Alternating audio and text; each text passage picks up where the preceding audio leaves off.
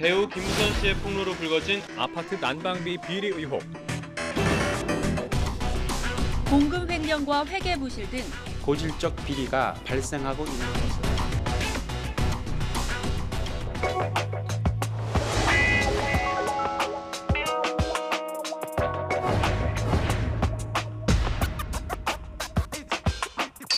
관리비를 내도 돈을 쓸 수가 없어요. 몇 년째 하자 보수를 전혀 못하고 전쟁이 오래가니까 주민들이 다 고통받고 있어요.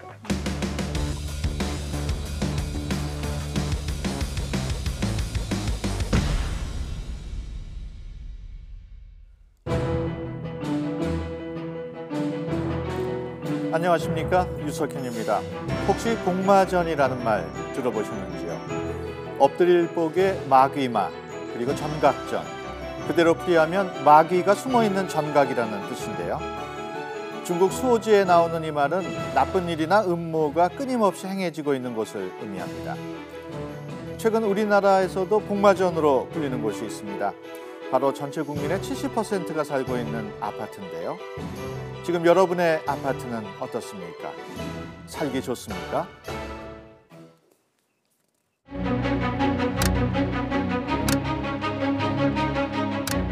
여기가 진짜다, 여기가 가짜다, 편이 갈라져 있어요. 주민들끼리 치고받게 살게 생겼어요, 지금. 이렇게 들어온 아파트는 없어.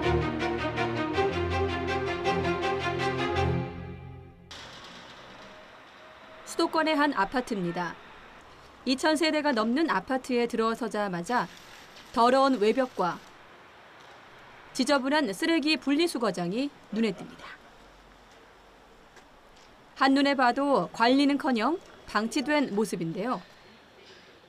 전부 지금 몇 년째 하자 보수를 전혀 못하고 있고 손을 못 대고 있으니까 점점 지금 낡아서 사방가 하자 투성인데 그걸 못 대고 있으니까 얼마나 주민이 답답해. 하지만 더 큰 문제는 따로 있었습니다. 당장 먹고 사는데 없어서는 안 될 전기와 수도까지 위협받고 있는 상황. 어떻게 이런 일이 일어난 걸까? 하루 진짜 밀리지도 않고 그날 되면 딱딱 빠져나가는데 처음에는 이쪽 편도 저쪽 편도 아니고 한 사람이 해야 되는데 두 사람이 하니까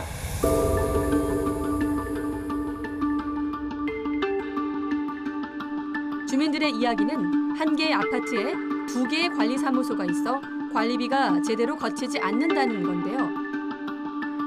서로 다른 관리사무소에 관리비를 내는 입주민도 있지만 양쪽 다 못 믿겠다며 아예 안 내는 사람도 부지기수인 상황.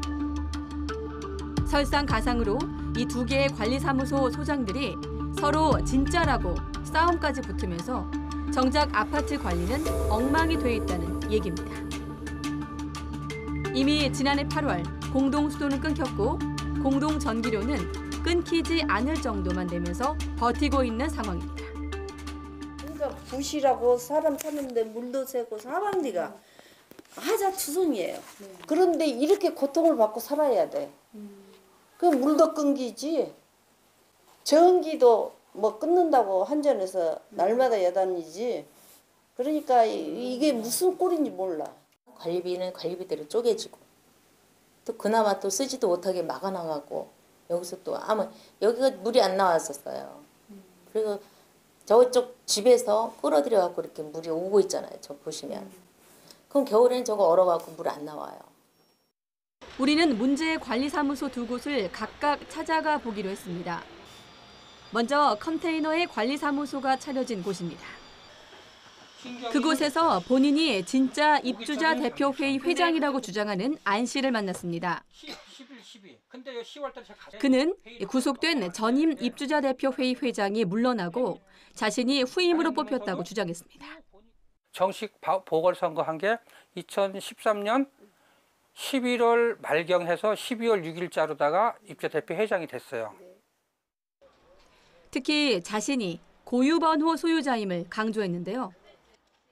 고유번호증이 저한테 아직 있잖아요. 제가 만약에 도장을 찍어서 취소시킬 수 있는 권한을 갖고 있어요. 저 사람들은 이를 꾸며가지고 지금 이렇게 싸움이 붙어 있는 두 개 사무실이 된 거예요. 고유번호란 일종의 아파트 사업자 등록증으로 고유번호가 있어야 입주자 대표 회장이 관리비 입출금 통장을 개설할 수 있습니다. 안 씨는 고유번호가 없는 상대측 관리사무소는 가짜라며 관리비 입출금 통장도 대포 통장이라고 주장합니다. 이번엔 자신들이 원조 사무실이라고 주장하는 두 번째 관리사무소를 찾아가 봤습니다. 27년 전부터 이곳이 진짜 관리사무소였다고 주장하는 김 씨. 입주 초기부터 존재했잖아요. 그러니까 주민과 함께한 관리사무소예요. 이 공간이에요? 그렇죠. 계속 이거는 27년 계속 있었죠. 예. 여기서 주민과 함께 했으니까 당연히 많은 분들이 이제 여기가 정당성이 이제 지원을 해주는 거죠. 그 관리비에 대해서는 뭐 더 확실하게 나고 볼 수가 있죠. 컨테이너 관리사무소가 가짜라며 안 씨가 갖고 있다는 고유 번호는 무단으로 가져간 것이라고 주장했습니다. 마치 개인 것처럼 가져간 겁니다. 근데 고유번호증은 개인 소유물이 아닙니다. 이 주민 전체의 자산인데 그걸 자기 이름으로 있다는 이유로 가져간 거예요. 그걸 가져가서 관리사무소를 차린 거예요. 벌써 3년째 두 관리사무소의 진흙탕 싸움이 계속되면서 이미 소송만 수십여 건. 결국 피해는 2,000세대가 넘는 주민들에게 고스란히 돌아가고 있습니다. 여기 회장도 먹는 거야. 회장도 먹고 도둑는 거야. 아이고 세상에 무슨 동네가 이런 동네가 있나냐. 그리고 속상할 때가 진짜 많아요 아주. 또 무슨 전기가 끝인데는 또 뭐가 끝난다면 또 방송에만 나와. 전기세대 많이 나온다고 꼼꼼한 데도 안 켜요. 완전히 이거는 모범지대가 되는 거나 마찬가지잖아요. 아유 이제 이 나이에 이거를 어디로 팔고 어디로 갈 수도 없고. 이게 스트레스 말도 못해요. 저는 머리까지 말도 못해 빠졌었어요.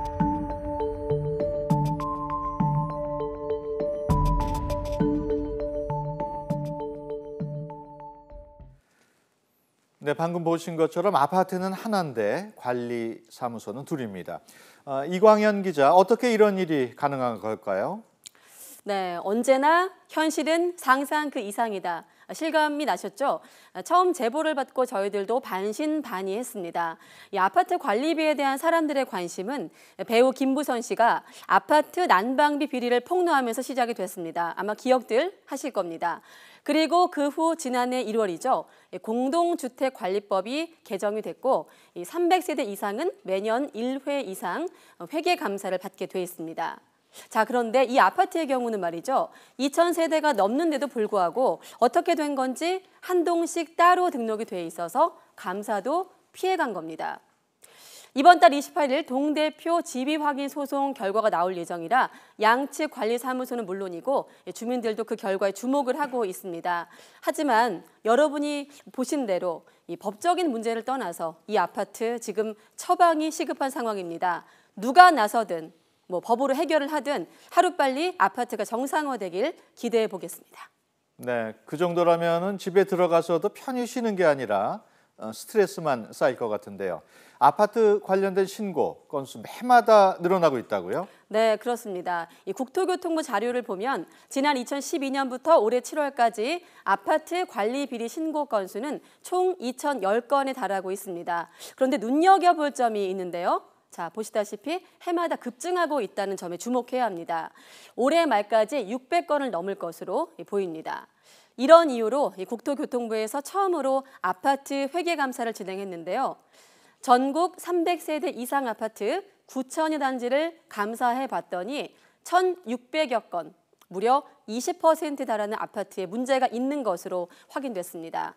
이 관리비 규모만 연간 12조 원이고요. 우리나라 국민 10명 가운데 7명이 살고 있는 아파트. 하지만 사용 내역은 아주 매우 불투명한 것으로 드러나고 있습니다. 네, 감시 사각지대에 있는 아파트 관리비. 주민들도 모르는 사이에 줄줄 새고 있는 건 아닌지 좀 더 자세하게 알아보도록 하겠습니다.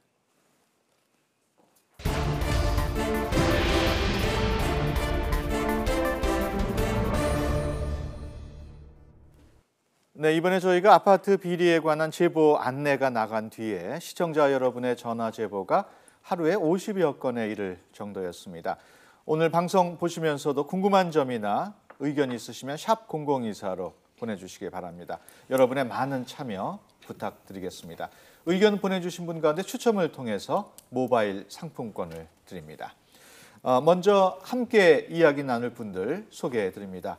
김정학 국토교통부 주택건설 공급과장 그리고 최승관 변호사 나오셨습니다. 안녕하십니까? 네, 안녕하십니까? 네, 그리고 취재를 맡은 이광현 기자입니다. 안녕하십니까? 네. 네, 아파트 관리비 오늘 조목조목 하나씩 따져보겠습니다. 먼저 김 과장님, 관리비 경우에 우리가 평균 얼마 정도를 내고 있습니까? 예, 105제곱미터 기준으로 연도별 월 평균 관리비를 비교해봤습니다. 예. 2014년도에는 전국이 21만 7천 원, 서울 25만 6천 원, 경기 23만 8천 원, 그리고 2016년 6월 기준으로는 전국 22만 7천 원으로 증가 추세를 보이고 있습니다. 네, 그렇군요. 이 기자, 우리가 내는 이 아파트 관리비는 어떻게 집계가 되고 있는지 궁금하네요. 네, 아마 그 관리비는 뭐 다 익숙하실 겁니다. 제가 예를 들어서 한번 몇 개 가지고 나와봤는데요. 과장님도 내실 거고 변호사님도 내실 거고 우리 유석현 앵커님도 아마 관리비 내고 계실 텐데 자, 이 종이 바로 익숙하실 겁니다. 바로 매달 내는 관리비 영수증이죠. 이 자동이체를 하기 때문에 고지서를 자세히 안 보는 분들도 계실 테고 또 마지막에 얼마 제가 아마 그런 경우인데 나온 것만 확인하는 분들도 많을 겁니다. 자, 보시면요. 지금 저희 화면에 나가고 있는데 일반 관리비, 또 청소용품비, 계단 청소비 이렇게 항목이 쭉 나와 있습니다. 시청자 여러분들도 아마 집에 어딘가에 있을지 모를 그 관리비 용지라 비교해 보시면 좋을 것 같고요. 자, 관리비 하면 보통 일반 관리비와 개별 사용료로 나뉘어집니다. 일반 관리비는 인건비라든지 사무용품비, 또 청소비, 경비비, 엘리베이터 사용료 같은 말 그대로 우리 아파트 관리에 드는 모든 비용을 말하는 거고요. 개별 사용료는 각 세대에 살고 있는 사람들이 쓴 전기, 수도, 가스, 난방비 등을 말합니다. 자, 이 두 가지에 장기 수선 충당금을 합치면 포함시키면 우리가 한 달에 한 번 내는 관리비가 되는데요. 자, 최 변호사님, 여기서 장기 수선 충당금 이 항목이 좀 취재를 하다 보니 주목할 필요가 있겠던데 어떤 내용인가요? 네, 아파트는 전용 부분과 공용 부분으로 나뉩니다. 전용 부분은 우리가 생활을 영위하는 방이나 부엌과 같은 공간을 의미하는데요. 이 전용 부분은 입주민 단독 소유이므로 실제 거주하는 입주민이 관리를 하면 됩니다. 그러나 아파트의 외벽, 복도, 승강기와 같은 공간은 한 명의 소유가 아니라 입주민 전체가 공동으로 소유하고 있습니다. 그래서 이 공용 부분을 유지하고 보수하는 데 필요한 재원을 장기수선 충당금이라고 합니다. 이 장기수선 충당금을 사용해서 아파트 외부 도색도 하고 또 지하주차장 누수도 제때 보수를 해야 아파트가 오래 유지될 수 있기 때문에 장기수선 충당금을 사용할 시기와 용도를 미리 정해두었습니다. 따라서 이 장기수선 충당금을 미리 당겨 써버리거나 아니면 정해진 용도가 아닌 다른 용도로 써버린다면 나중에 아파트가 노후에도 보수할 돈이 없어서 보수를 할 수 없기 때문에 이런 점을 주의해야 합니다. 네. 참고로 장기수선 충당금은 주택의 소유자만 낼 의무가 있기 때문에 임차인이 소유자를 대신해서 납부했다면 이사 갈 때 정산을 받을 수 있습니다. 예, 최 변호사님 얼핏 그 관리비 내역만 보면은 네. 뭐 공정하게 집계가 돼 있는 것 같은데 네. 어떤 게 문제가 되는 겁니까? 네, 아까 그 관리비 영수증을 보셨는데요. 여기에 나와 있는 항목 중에서 전기요금이나 수도요금과 같은 사용료는 세대에서 실제 사용한 만큼만 부과하기 때문에 다툼이 별로 생기지 않습니다. 예. 하지만 관리사무소 직원들의 인건비인 일반 관리비나 경비비, 청소비와 같은 공용 관리비는 아파트마다 편차가 생길 수 있습니다. 따라서 입주자 대표나 관리사무소에서 위탁관리, 경비, 청소 업체를 선정할 때 조금만 관심을 기울이면 이러한 일반 공용 관리비를 얼마든지 절약할 수 있습니다. 자, 이러한 사례가 있습니다. 위탁관리나 청소 경비 업체와 계약을 맺으면 매월 관리비로 용역비를 지급하는데요. 이때 근로자 1인당 기본급의 퇴직금 또 4대 보험료까지 다 포함해서 미리 지급을 합니다. 그런데 만약 근로자가 1년 미만 근무해서 퇴직금을 주지 않아도 되거나 고령으로 인해서 국민연금을 납부하지 않는다면 남는 퇴직금이나 국민연금은 누구의 소유일까요? 현재는 대부분 이 퇴직금과 국민연금을 업체의 이윤으로 삼고 있는데요. 앞으로 대표회의나 관리사무소에서 업체와 계약을 맺을 때 이 퇴직금이나 국민연금 정산에 관한 명확한 규정을 마련한다면 관리비를 절감할 수 있을 것 같습니다. 또 참고로 인터넷이나 모바일을 통해서 공동주택 관리 정보 시스템, 즉 K아파트에 접속해 보시면 우리 아파트의 공용 관리비 수준이 이웃 아파트에 비해서 높은지 아니면 낮은지 쉽게 비교해 보실 수 있습니다. 네, 지금 설명 잘 들었습니다만은 김 과장님, 그 관리비에 있어서 그 문제가 생기는 가장 큰 원인은 뭘까요? 예, 관리비가 투명하게 집행되지 못하는 게 원인이라고 좀 생각합니다. 그리고 이렇게 관리비가 투명하게 집행되지 못하는 이유는 우리 입주민의 감시가 좀 소홀한 데 있지 않나 그렇게 생각을 하고요. 실제로 이제 경찰이 지난해 11월부터 관리비 특별 단속한 결과 153명이 입건이 된 사례가 있었습니다. 이런 부분이 좀 단적인 사례가 되겠고요. 뿐만 아니라 이제 관리비를 적정하게 집행하기 위해서는 그 관리사무소장의 업무를 이렇게 그 감시해야 할 입주자 대표회가 구성이 돼야 됩니다. 근데 그 구성원이 동별 대표자가 후보자가 없어서 선출이 못 되는 뭐 그런 사례도 발생하는 것이 이 주민 관심이 좀 떨어지는 게 아니라 저희는 그렇게 보고 있습니다. 네, 그 아파트 방금 전에 보신 것처럼 300세대 미만의 아파트인 경우에 감사는 어떻게 이루어지고 있는지 최 변호사께서 좀 설명해 주실까요? 공동주택관리법에 따르면 300세대 이상인 경우에는 매년 외부 회계 감사를 의무적으로 받아야 하지만 300세대 미만인 경우는 입주자 등 10분의 1 이상이 요구하거나 입주자 대표회의에서 요구를 할 때에만 외부 회계 감사를 실시하도록 규정을 하고 있습니다. 따라서 300세대 미만의 아파트에서 관리비 집행이 잘 되고 있는지 확인하고 싶으시면 10% 이상의 입주민들이 서명으로 입주자 대표회의에 외부 회계 감사를 실시를 요구하면 감사를 실시할 수 있고요. 또 승강기가 없는 300세대 미만의 아파트나 승강기가 있는 150세대 미만의 아파트는 법령에서 비의무관리 대상으로 지정을 해서 주택관리사와 같은 관리를 담당할 수 있는 전문가를 지정하지 않아도 됩니다. 조사 결과 300세대 미만의 비의무관리 대상 아파트에서 비리가 집중되고 있는 걸로 나타났는데요.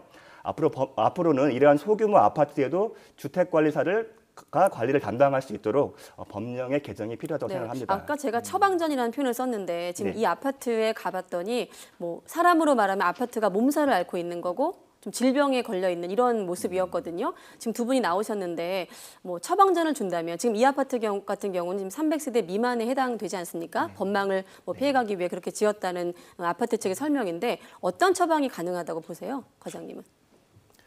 글쎄, 의무적으로 회계 감사를 받지 않는다 그래도 일단 300세 미만을 받을 수 있고 그다음에 이런 부분들은 또 그 해당 지자체에서 어떤 직권 감사를 통해서도 어떤 그런 부분들을 좀 처리할 수 있다고 보고 있습니다. 해당 지자체에 가서 문의할 수 있다 이런 말씀이십니다. 네, 아파트 관리비 고지서 우리 시청자 여러분은 꼼꼼하게 살펴보고 계십니까? 투명하지 못한 관리비 때문에 하루도 조용한 날이 없다는 부산의 한 아파트를 가봤습니다. 부산의 한 작은 아파트 단지. 이곳엔 160여 세대가 한 동에 살고 있습니다. 평온해 보이는 일상. 하지만 지난 8월 관리비 고지서가 입주자들에게 전달된 뒤로 하루도 조용한 날이 없었습니다. 20년 넘게 이 아파트에 살았다는 이영미 씨.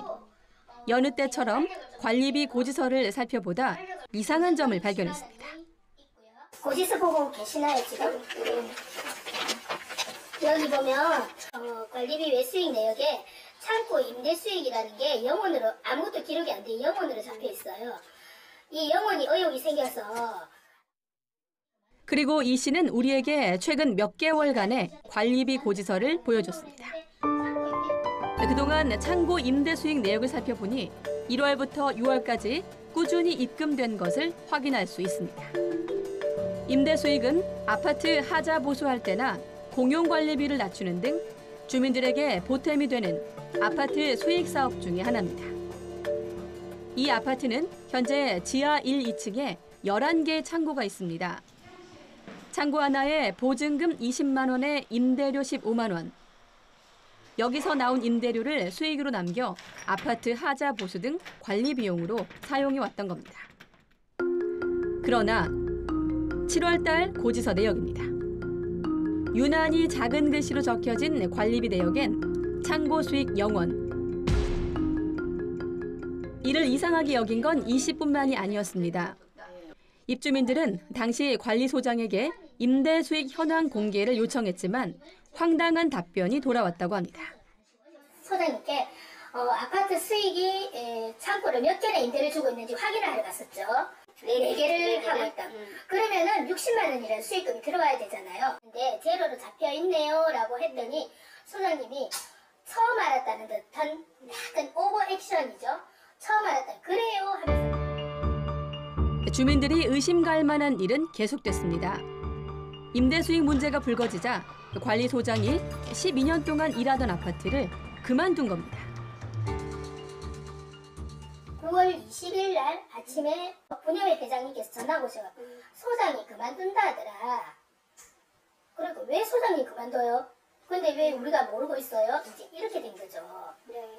그때부터 뭔가 있지 않나. 주민들이 의혹을 품고 있는 임대 수익의 실체. 우리는 10월 초 새로 부임한 관리소장을 만나봤습니다. 어떤 때는 이제 75만 원 들어오고요. 어떤 날은 또 작게 들어오면 왜 달마다 다른 거예요?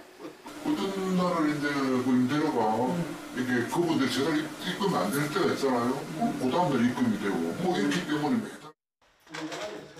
관리소장은 우리에게 직접 창고를 보여주며 창고 임대 현황을 설명했지만 임대 중인 창고가 어딘지 창고 열쇠 뭉치에서 열쇠를 찾는 것부터 쉽지 않아 보였습니다. 우리는 관리소장과 함께 아파트 관리에 책임이 있는 입주자 대표회의 회장도 만나봤습니다. 임대료를 관리소에 안 냈기 때문에 영업이 되는 거지. 아까 관리소장님은 15만 원씩 5개이기 때문에 75만 원이라고 말씀하셨는데 내는 듣기를 45만 원을 들었는데 내 기억력도 없고 벌써 70너인데 그러나 할 사람이 없어서 그래서 한 거예요. 주민들이 분통을 터뜨리는 건 이게 다가 아닙니다. 아파트 외벽 보수 공사는 기대할 수도 없고 주차장 형광등이나 바닥도 오랜 시간 방치돼 있다면서 관리비는 대체 어디에 쓰이는 건지 모르겠다고 했습니다. 1층에 통로에 현관 불 켜는 거 있잖아요. 야간에 어두워지면 이 불 켜는데 여기 이거 고칠 돈이 없어서 안 고쳤다는 거 말이 아니거든요. 우리 아파트 너무 많이 지저분하고 엉망인데 왜 아파트 도색을 안 하십니까? 돈이 없다고 말씀을 하시는 거예요. 우리 똑같은 관리비를 내는데 왜 우리 살림살이는 하나도 고치지도 안 하고 이렇게 사는지 그게 너무 의심스러워서 정말 가만히 있을 수가 없습니다.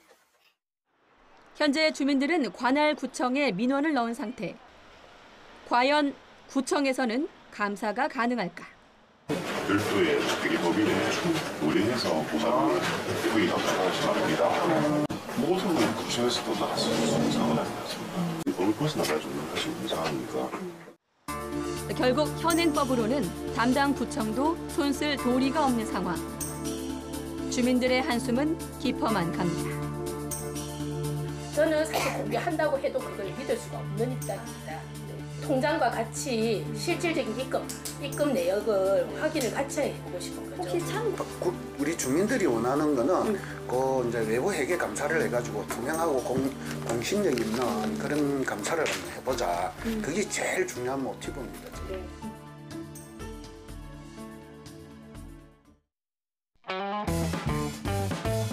오늘의 신문고 돌발 퀴즈. 다음 중 아파트 관리비에 포함되지 않는 것은 무엇일까요?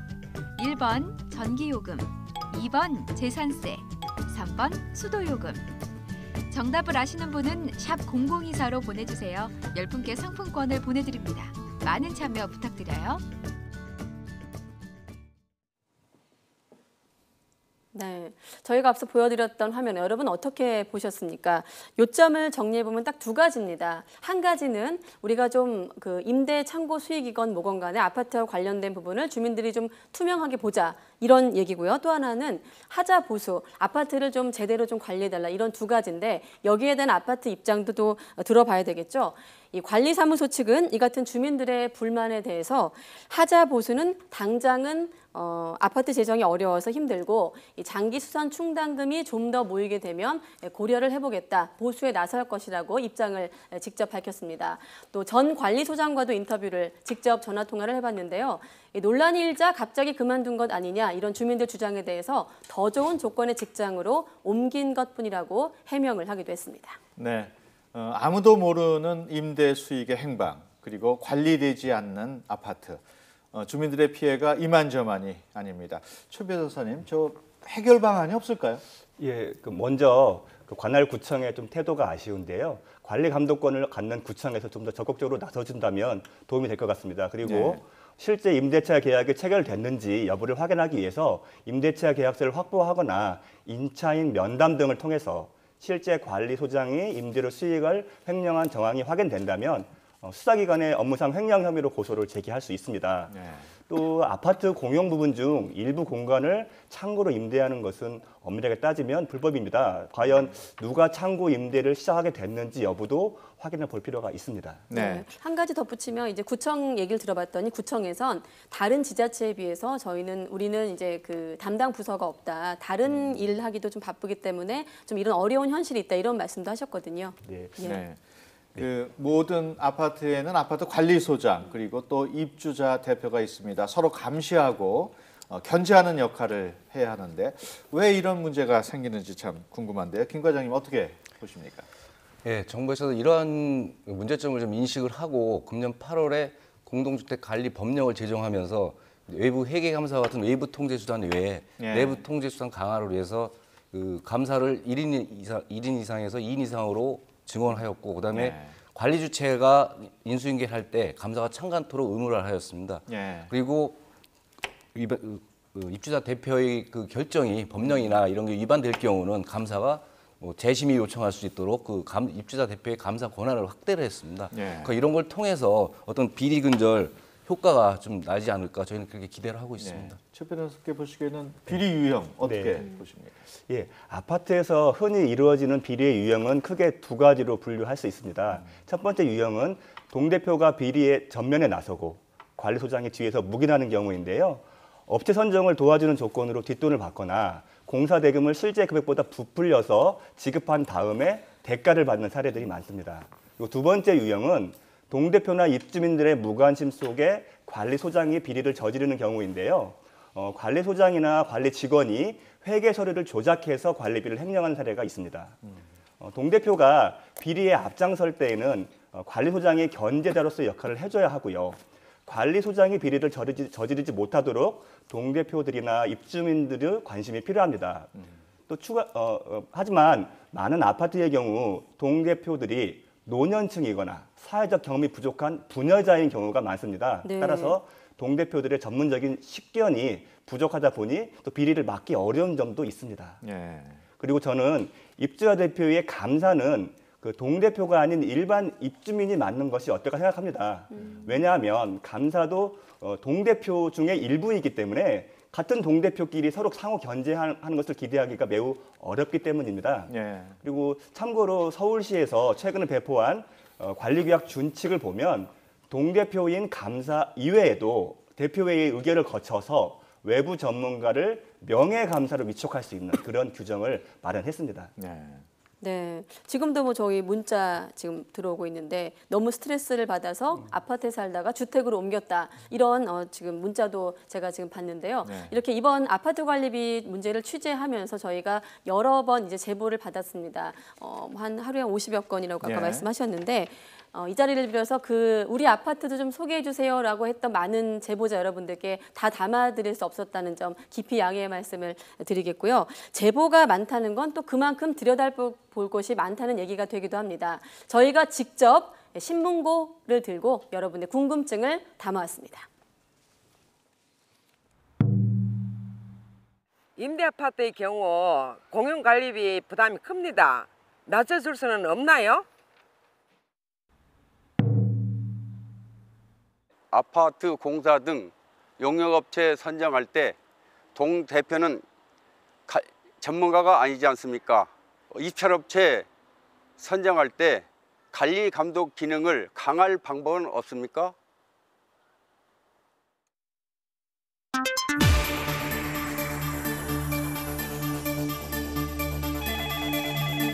네, 국민신문고입니다.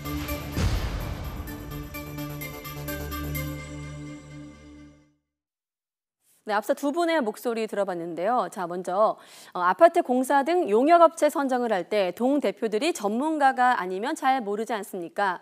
업체 선정을 할 때 관리감독 기능을 강화할 방법은 없겠습니까? 이런 질문이 있었습니다. 임대아파트의 경우 공용관리비 부담이 큽니다. 이렇게 낮춰줄 방법은 없을까요? 변호사님께 한번 여쭤볼까요? 네.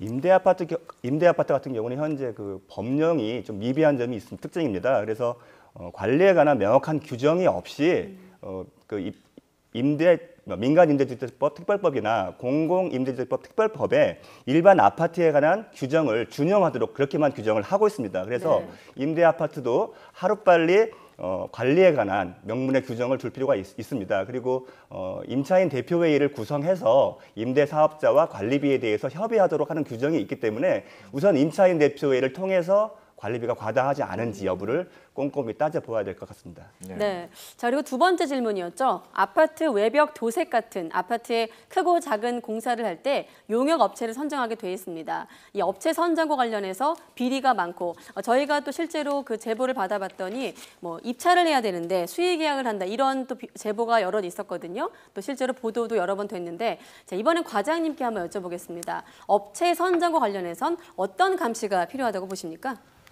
예, 공동주택 내 각종 공사 및 용역 사업자는 경쟁 입찰로 선정하도록 하고 있고 신용도, 업무 실적, 사업 제한, 입찰 가격 등 평가 항목에 대한 세부 항목의 최고 몇 점을 받은 자를 선정하는 적격 심사제를 원칙으로 하고 있습니다. 근데 이러한 적격 심사제는 입주민으로 구성된 평가위원이 해당 공사 및 용역 사업자에 대한 평가 배점표에 따라서 평가를 하기 때문에 입주민들이 조금만 더 관심과 그런 부분을 가진다면 업체 선정이 정확히 될 수 있을 것 같고요.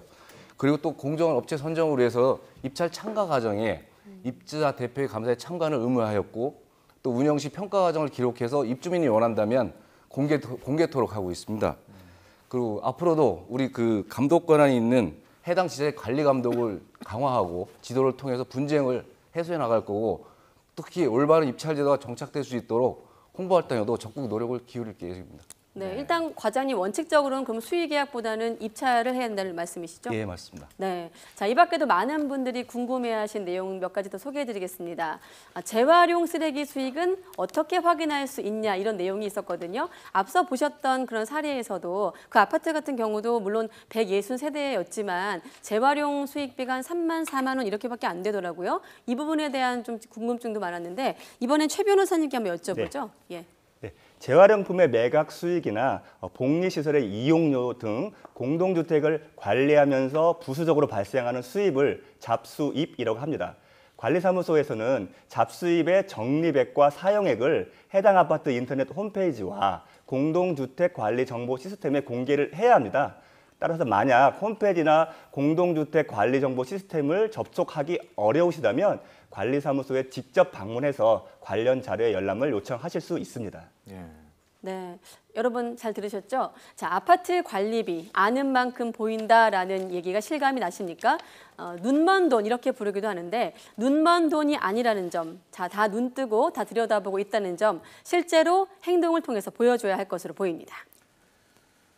네, 아파트 관리비와 관련한 시청자 여러분의 의견 샵 0024로 받고 있습니다. 여러분의 많은 참여 부탁드리겠습니다.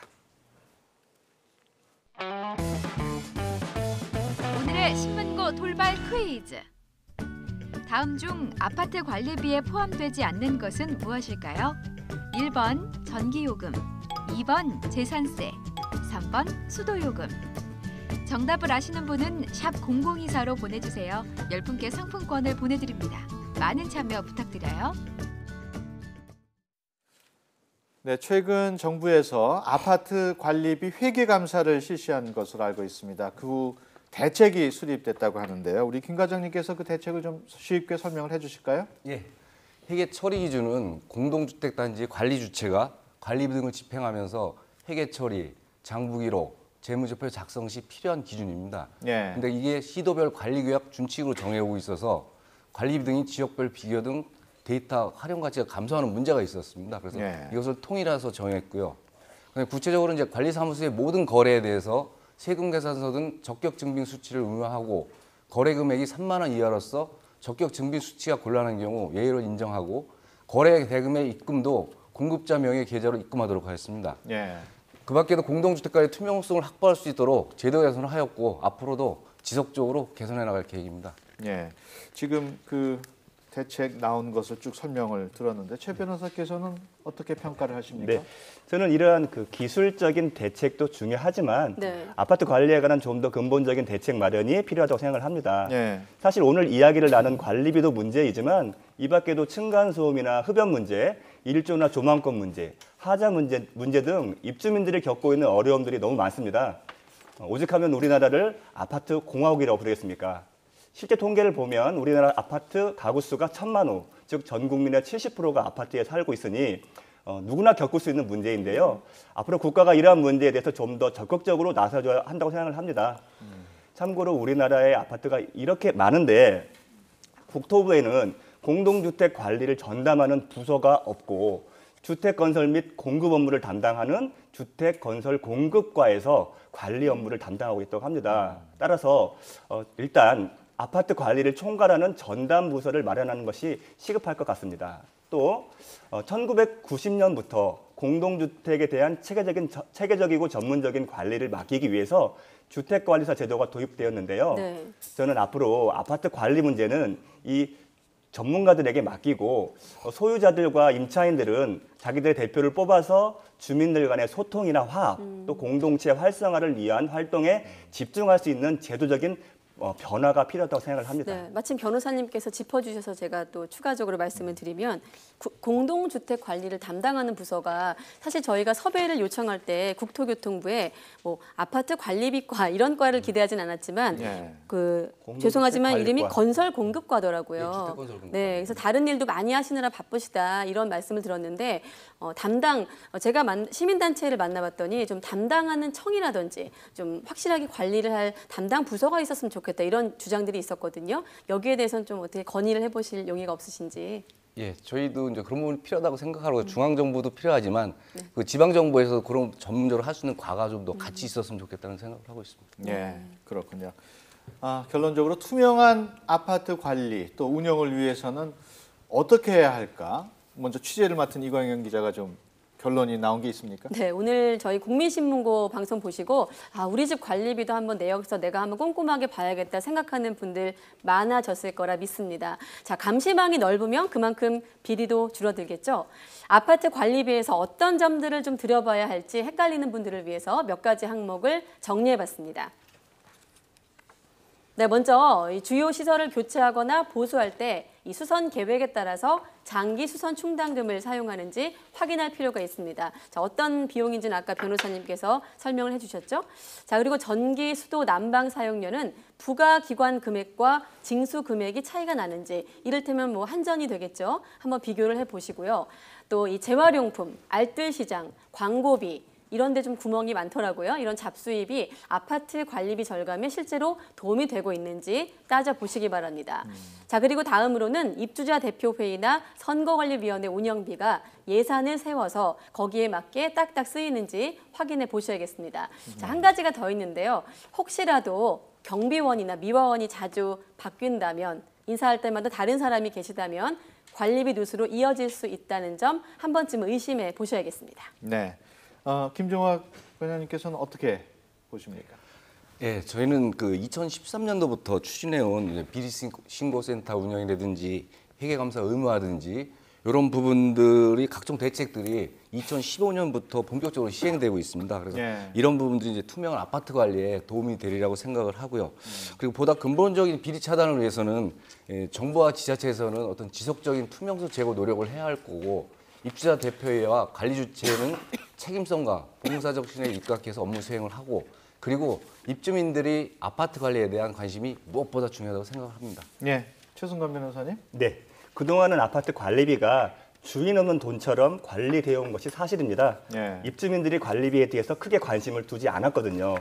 우리 속담에 열장정이 도둑 한 사람을 막지 못한다는 말이 있듯이 네. 비리를 차단하기 위한 제도적인 장치도 중요하지만 더 중요한 것은 관리비에 대한 입주민들의 관심과 감사의 마음이라고 생각합니다. 예. 네, 저희가 지금 문자를 받고 있는데 지금 뭐 여러 건의 문자들이 지금 들어오고 있는데 제가 몇 가지 소개를 해드리겠습니다.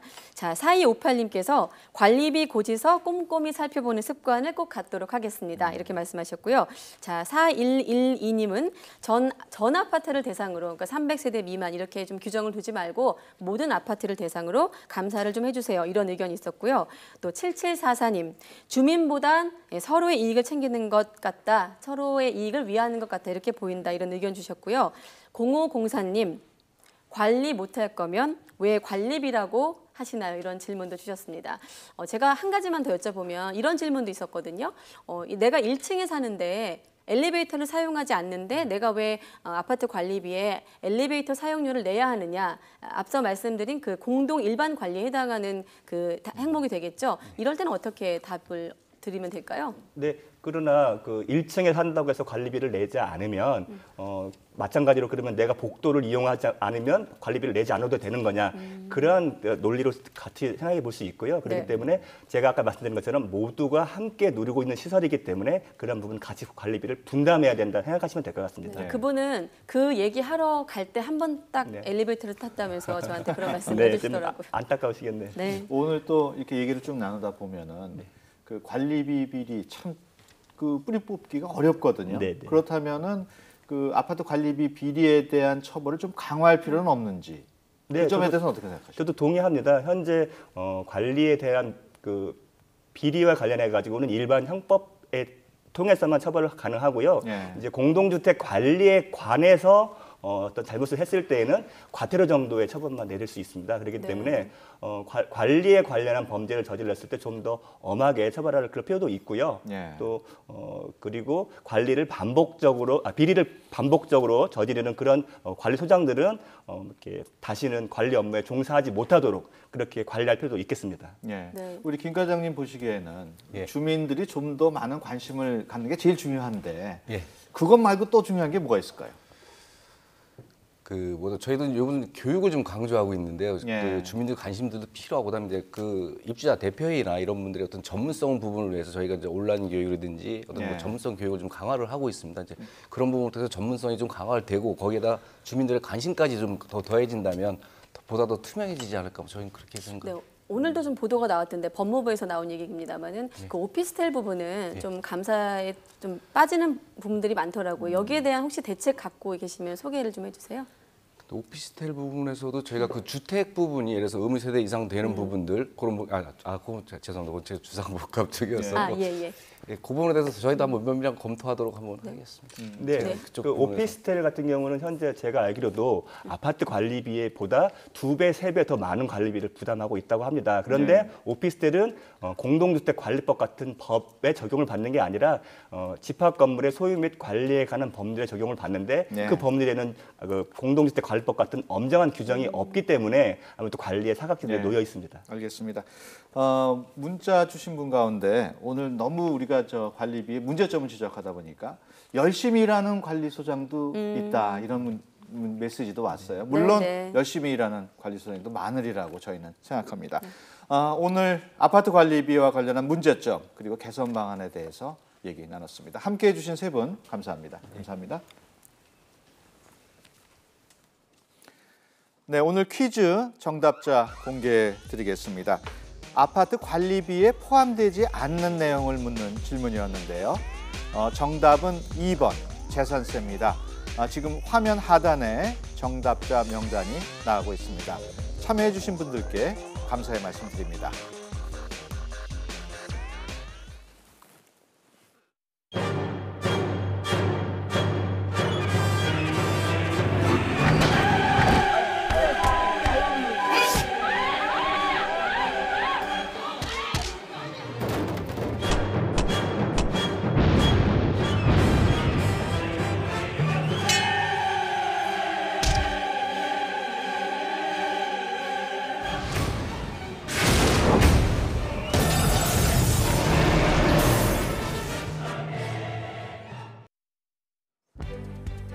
지난 3월이죠. 저희 국민신문고에서는 국회의원 세비에 대해서 방송했습니다. 국회의원들 마음대로 올릴 수 있는 세비 방식. 하지만 얼마를 올렸는지 또 어디에 고지가 됐는지 아무런 규정이 없어서 독립적인 산정기구가 필요하다고 지적했었는데요. 지난 18일 20대 국회가 90일 동안의 국회의원 특권 내려놓기 추진위원회 활동을 마감하면서 개혁안을 내놨습니다. 독립적인 국회의원 보수 산정위원회를 구성해서 세비 산정 방식을 투명하게 바꾸고 또 각종 수당을 통합하겠다는 내용이었습니다. YTN 국민신문고 대한민국의 아름다운 변화에 앞장서겠습니다. 저희는 다음 주에 뵙겠습니다.